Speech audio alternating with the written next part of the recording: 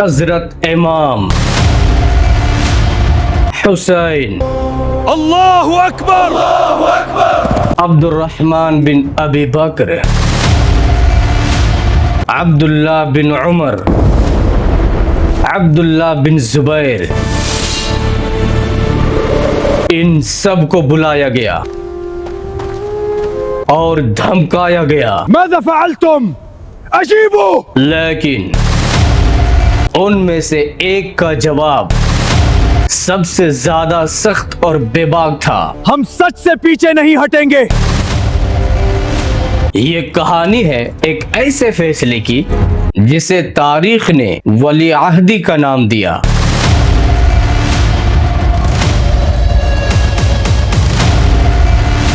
और जिस पर उम्मत कभी मुकम्मल तौर पर मुत्तफिक ना हो सकी। एपिसोड 1 में हमने देखा कि कैसे एक शुरू होने वाली जबरदस्त लड़ाई अल्लाहु अकबर अमनो सुकून में बदल गई और पूरी उम्मत एक हाकिम पर मुत्तफिक हो गई। लेकिन जब उसी हाकिम ने अपने बाद आने वाले हुक्मरान का फैसला खुद करना चाहा, तो उम्मत ने क्या जवाब दिया? क्या सब लोग राजी हो गए या कुछ लोगों ने मुखालिफत की?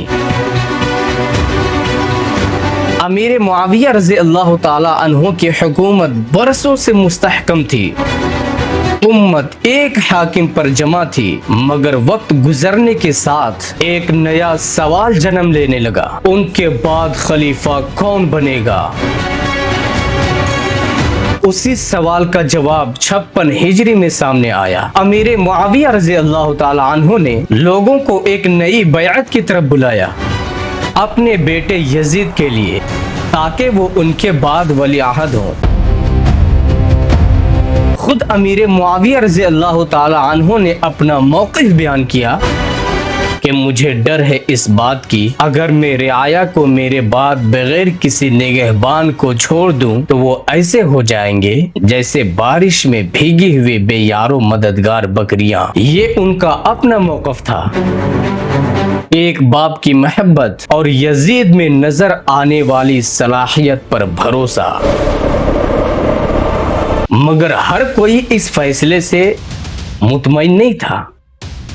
सबसे पहले एक जाती एतराज सामने आया। सईद बिन उस्मान रजी अल्लाह अन्हु, जो हजरत उस्मान रजी अल्लाह ताला अन्हु के बेटे थे, हजरत मुआविया रजी अल्लाह ताला अन्हु के पास आए और कहा, आपने अपने बेटे यजीद को मुझ पर तरजीह दी, हालांकि मैं खानदान और वालिदैन के लिहाज से उससे बेहतर हूँ। जैसे जैसे पैगाम तमाम इलाकों में फैला, अक्सर लोगों ने बयात कर ली, लेकिन 5 नाम ऐसे थे जिन्होंने इनकार कर दिया। हम सच से पीछे नहीं हटेंगे।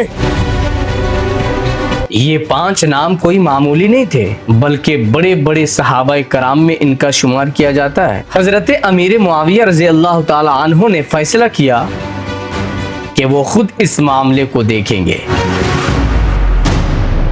वो उम्रे के लिए मक्का रवाना हुए और वापसी पर मदीने से गुजरे। उन्होंने उन 5 अफराद को एक एक करके बुलाया अलग अलग तन्हाई में, और उन्होंने इन सब को धमकाया। माज़ा फ़अल्तुम? अजीबू। उन 5 में सबसे सख्त और सबसे बेबाक जवाब देने वाले शख्स का नाम अब्दुर्रहमान बिन अबी बकर था और सबसे नर्म लहजा रखने वाले अब्दुल्ला बिन उमर थे। ये एक ऐसा लम्हा था जहां 5 अफराद तन्हा तन्हा हुकूमत की ताकत के सामने खड़े थे। उसके बाद अमीर मुआविया रज़ी अल्लाह ताला अन्हु ने एक अवामी खुतबा दिया और लोगों ने यजीद की बैअत की। लेकिन ये 5 सहाबाए कराम, जिन लोगों का नाम अभी मैंने जिक्र किया, इन्होंने यजीद की बैअत से साफ इनकार कर दिया।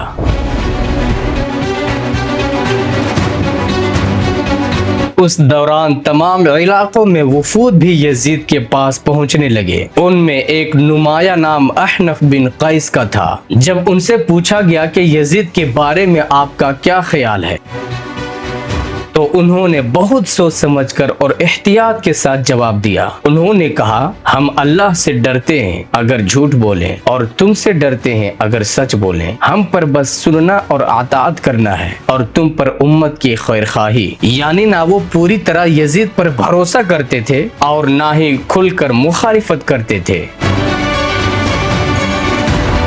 आखिरकार यजीद की बैअत तमाम शहर में बाज़ाब्ता तौर पर नाफिज हो गई। मगर जो खामोशी मदीने के 5 बड़े नामों की तरफ से आई थी वो रजामंदी नहीं थी। और फिर वक्त ने एक ऐसा मोड़ लिया, जैसे ही 60 हिजरी का साल शुरू हुआ, एक नई खबर ने सब कुछ बदलना शुरू कर दिया।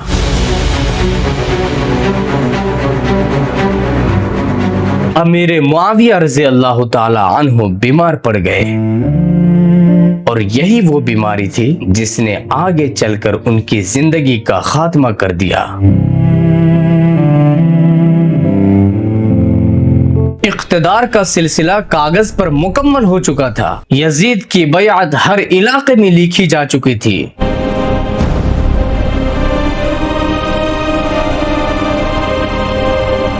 लेकिन अब जिस शख्स ने ये सारा निजाम खड़ा किया था वो खुद कमजोर पड़ने लगा। जो बुनियाद एक मजबूत हाथ ने रखी थी,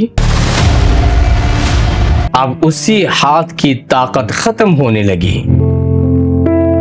तो सवाल ये पैदा होता है कि हजरत अमीर मुआविया रज़ी अल्लाह ताला अन्हु की वफात के बाद इस्लाम का खलीफा कौन बनेगा?